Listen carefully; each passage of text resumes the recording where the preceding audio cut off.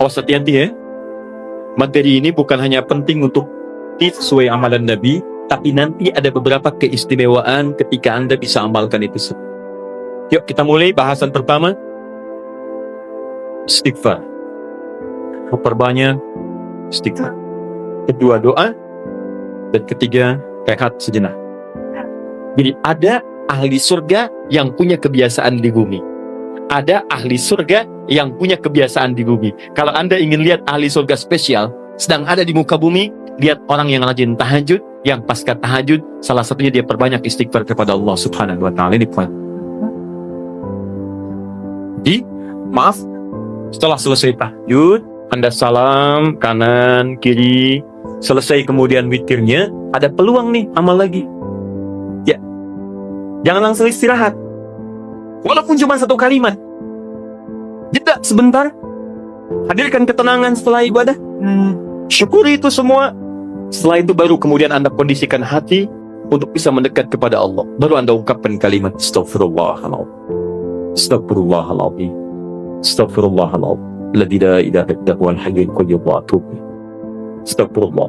Astaghfirullah. Astaghfirullah. Nah, disinilah teman-teman dua hal bisa kita kerjakan. Sekarang kita bicara bagaimana cara beristighfar seperti diisyaratkan Al-Quran ini. Kita ambil bagian pertama. Satu, awas hati-hati, karena ini peluang diampuni dosa cukup besar di sini. Dan seketika Allah yang mengampuni. Seketika Allah langsung yang mengampuni. Jadi ada orang yang ketika istighfar di waktu sahar, seketika diampuni oleh Allah Subhanahu wa taala. Bagaimana caranya? Mari kita lihat. Jadi kalau Anda beristighfar, memohon ampun dari kesalahan atau dosa, jangan sekedar kalimat itu keluar di lisan. Hanya formalitas, ya Allah ampuni saya, ampuni saya. Setiap kalimat yang disampaikan dalam Al-Quran, ingat baik-baik, ataupun dalam hadis, itu selalu diistilahkan dengan zikir namanya. Zikir. Ingat baik-baik ya, setiap kalimat kebaikan yang diungkapkan di lisan, itu selalu diistilahkan oleh Quran dengan zikir. Misal, tadi yang astagfirullah, subhanallah, alhamdulillah, yang kita kerjakan ba'da salat, kita kan ba'da salat kita kerjakan astagfirullah, kan istighfar kan? Baik ya, di hadis Muslim nomor hadis 591. Ya, Nabi kemudian mengucapkan astagfirullah, astagfirullah, astagfirullah. Allahumma antas salam, minkas salam, tabarakta ya dzal jalali wal ikram. Di hadis Muslim nomor hadis 593 kemudian mengatakan la ilaha illallah wahdahu la syarika lah, lahul mulku wal hamdu wa huwa ala kulli syai'in qadir. Baru setelah itu subhanallah, alhamdulillah, Allahu akbar. Zikir ini disebut zikir di Quran. Di Quran surah keempat ayat 103. Paling kanan sebelah atas, agak sedikit ke tengah. Lihat kalimatnya. Fa idza qadaitumus sholata fadhkurullaha. Kalau Anda tuntas mengerjakan sholat, segeralah berzikir kepada Allah Subhanahu wa taala. Nah, apa itu zikir?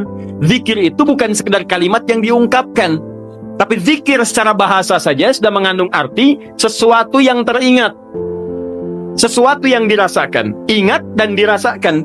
Di ketika Anda beristighfar, tadi ingat baik-baik, ingat kesalahan, dosa yang dilakukan, minta ampun atas kesalahan dan dosa yang dilakukan. Kalimatnya disebut dengan zikir. Zikir berarti ingat dan merasakan. Jadi begitu Anda mengatakan, ya Allah astagfirullah, ampuni saya, Anda minta ampun, berarti ada dosa yang dikerjakan. Ingat dosa apa yang Anda lakukan sampai Anda mengatakan ampuni saya. Ini bukan cuma di lisan. Jadi begitu Anda istighfar, itu enak Pak. Keheningan malam, saat tidak banyak suara bising, dan Anda menyadari kesalahan Anda pada saat itu. Begitu air mata Anda jatuh, tumpah saat itu, kemudian kalimat yang Anda rasakan seketika ampunan dari Allah itu turun kepada Anda semua. Itu yang pertama mesti Anda lakukan. Jadi begitu selesai tahajud, ingat-ingat, perbanyak istighfar. Hatinya nyaman. Setelah ketenangan itu ada, saya agak cepat, baru masuk ke nomor 2. Apa nomor 2 itu? Ini yang saya maksudkan. Awas kalimatnya, hati-hati. Memperbanyak doa kepada Allah Subhanahu wa taala, dan inilah doa yang paling cepat diijabah diantaranya oleh Allah Subhanahu wa taala. Doa yang dipanjatkan di keheningan akhir sepertiga malam menjelang fajar dalam keadaan pasca istighfar, bahkan langsung dikatakan di hadis qudsi, jika Anda meminta maka tidak akan pernah ditolak. Siapa yang meminta, aku berikan. Siapa yang berdoa, aku kabulkan. Siapa yang istighfar, man istaghfara li ghafartu lah, aku ampuni semua dosa-dosanya. Aku ampuni semua dosa-dosanya. Anda bayangkan. Setelah itu, dosa diampuni, tenang aja, tinggal Anda memohon kepada Allah. Siapa yang meminta, aku berikan. Siapa yang berdoa, aku kabulkan. Itu janji Allah di hadis qudsi. Dan hadis qudsi ini diriwayatkan langsung oleh 30 orang sahabat senior di tabaqah pertama, tingkat pertamanya. Dia yang menerima dari Nabi itu hampir semua sahabat yang senior, 30 orang. Anda minta tuh, di kesempatan. Mungkin inilah waktu yang doa-doa Anda yang dulu itu mungkin belum terkabul. Anda diminta berada di waktu itu. Kalau sudah diberikan waktunya Anda tidak minta, Anda butuh waktu apa lagi? Ayo, yang katanya mohon kepada Allah minta keturunan terbaik, rizki terbaik, pasangan terbaik, ya perilaku yang baik, waktu ini. Nah, apa doa di antara yang dimohonkan? Ini saya tunjukkan ada di Abu Daud, nomor hadis 1427. Kemudian di At-Tirmidzi, nomor hadis 3566. 3566. Imam At-Tirmidzi di antara yang mendawamkan malamnya tahajud. Bahkan berdoa.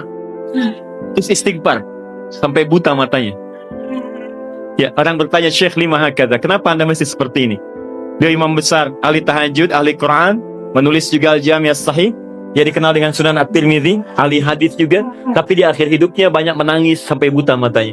Ditanya kenapa sampai begini? Kata beliau, saya khawatir dan takut ketika diwafatkan dan menghadap kepada Allah belum cukup bekal saya dipandang oleh Allah Subhanahu wa ta'ala. Ada seorang imam sampai menangis mata buta. Ditanya kenapa? Takut saat pulang bekalnya belum cukup. Ya, coba lihat kita. Imam bukan, makmum kadang-kadang. Cita-cita masuk surga, surganya Firdaus bersama Nabi lagi. Berapa amalannya dibandingkan dengan orang-orang soleh terdahulu? Paham? Baik. Kemudian ada juga di An-Nasa'i. Kalau At-Tirmidzi nama aslinya bukan At-Tirmidzi, nama aslinya Muhammad. Muhammad tinggal di Tirmidz, dikenal dengan At-Tirmidzi. Beliau hafal 500.000 hadis.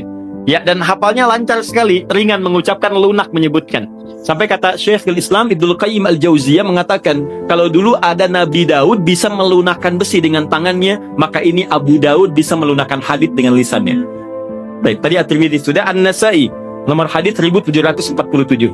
1747. Kemudian Ibnu Majah, An-Nasa'i ini muridnya juga Imam Asy-Syafi'i. Dia pernah belajar kepada Imam Asy-Syafi'i. Kemudian Ibnu Majah nomor hadis 1168. Semua hadis yang diriwayatkan oleh para imam ini sumbernya dari seorang sahabat, menantu Nabi sallallahu alaihi wasallam, yang juga sering dibangunkan oleh Nabi sallallahu alaihi wasallam untuk menunaikan salat malamnya, yaitu sahabat Ali bin Abi Thalib radhiyallahu taala anhu. Apa di antara doanya? Allahumma inni a'udzu biridhaka. Ya, Ali bin Abi Thalib mengajarkan doa dari Nabi sallallahu alaihi wasallam setelah kemudian tahajud, setelah beristighfar kepada Allah, lalu doa pertama yang disampaikan bukan doa permintaan lain-lain dulu, tahan dulu yang lainnya. Tapi yang didahulukan yang ini. Ya Allah, Allahumma inni a'udzubika biridhaka min sakhatik. Ya Allah, saya berlindung kepadamu dengan mengharap ridhamu. Jauhkan saya, ya Allah, jauhkan saya dari segala apa yang Engkau murkai. Di antara makna ridha, kalau sudah datang dari Allah, maka mengabulkan semua doa-doa yang dimohonkan. Ridha itu maknanya 3. Mengabulkan doa yang dimohonkan, mengampuni dosa yang pernah berlangsung dalam kehidupan, dan yang ketiga memberikan solusi dari semua persoalan yang Anda hadapi dalam kehidupan. Baik, teruskan. Wa bimu'afatika min 'uqubatik. Wa bimu'afatika, dan hamba berlindung kepadamu ya Rabb dengan segala penjagaan dan pemaafanmu. Mu'afah itu adalah sifat penjagaan dan pemberian maaf. Anda dijaga oleh security, terjaga, nyaman Anda. Anak dijaga orang tua, nikmat, nyaman. Tapi apakah selamanya bersama security? Tidak. Selamanya bersama orang tua, mungkin terpisah. Kalau Anda titipkan diri Anda kepada Allah, maka siapa yang bisa mengganggu Anda dalam kehidupan? Maka Anda bermohon kepada Allah, ya Allah, tolong jaga hamba ya Allah. Dan kalau salah, tolong maafkan hamba. Dan yang lebih hamba mohonkan, tolong jaga hamba dari uqubatik, dari hukuman-hukuman. Nah, hukuman dunia dan siksa akhirat itu disebut dengan uqubah. Maka Anda bermohon kepada Allah, ya Allah, kalau ada perilaku saya yang tidak baik, yang bisa menghadirkan percepatan hukuman di dunia, mohon lindungi saya. Lindungi saya. Karena Anda tidak tahu sedang mengerjakan apa yang mungkin Allah murka dengan Anda.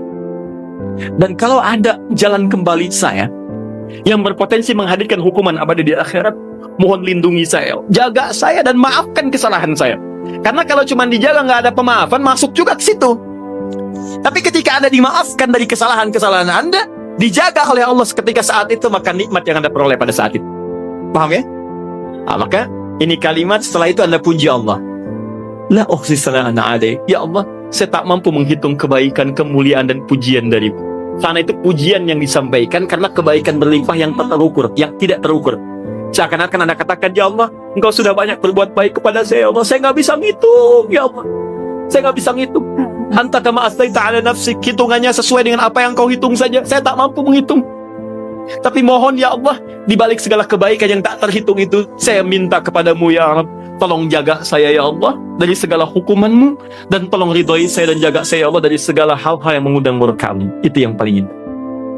Maka sejak saat itu, insya Allah Anda akan dijaga dalam kehidupan harian Anda.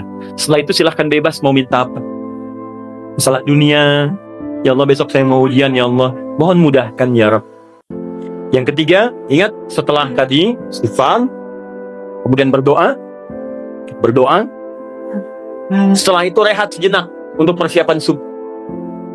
Jadi begitu sudah istirahat sejenak, nanti begitu subuh segar kembali kita.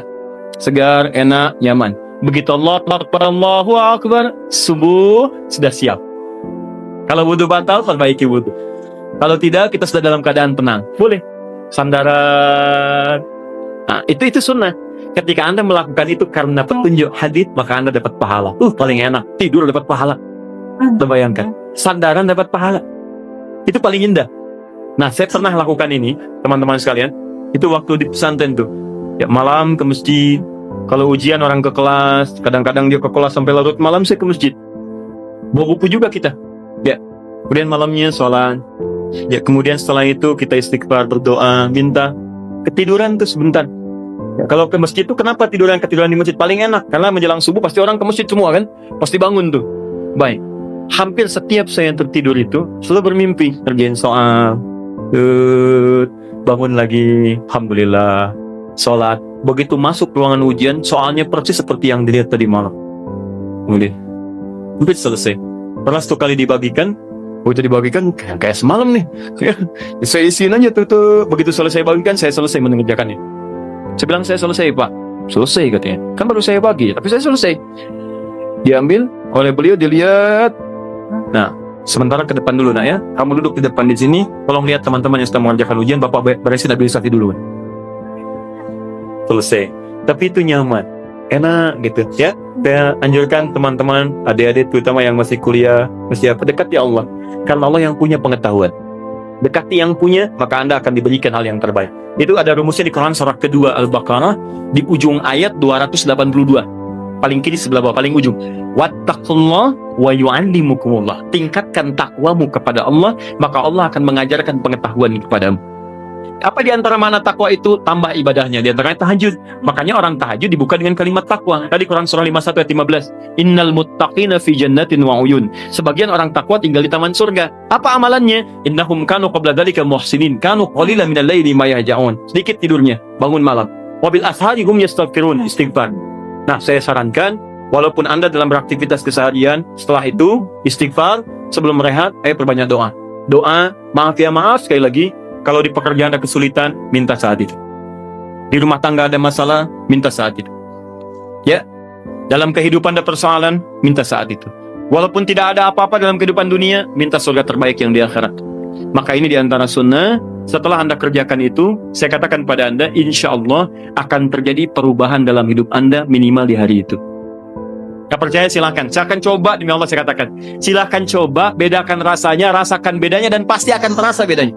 Bangun malam ini, siapkan, kompak dengan keluarga. Anda kompak aja, mah kita bangun jam sekian ya. Anak-anak kita bangunin deh, kita bangunin. Siapin misalnya bangun 2:30, bangun jam 3, kita sholat. Walaupun 2 rakaat lu nggak apa-apa, witir 1 rakaat. Tapi kita amalkan ini. Silahkan Anda cek ya, demi Allah saya katakan. Maka di hari itu akan terjadi perubahan pada diri Anda ketika Anda mengerjakan seperti apa yang tadi disampaikan. Cek, di rumah akan tenang, diri Anda pun akan lebih nyaman, pekerjaan akan lebih tertib, dan keberkahan akan hadir dalam kehidupan Anda. Itu yang menyebabkan Uthman bin Affan, Abdurrahman bin Auf, Tamim Ad-Dari, dan sahabat yang lainnya tidak pernah meninggalkan sholat malam selama hidupnya. Bahkan tidak ada yang paling indah kecuali mereka berada di malam hari sampai menuntaskan tahajudnya dengan khatam Al-Quran. Dan puncaknya, wa'afat juga berarti penjagaan dalam urusan dunia.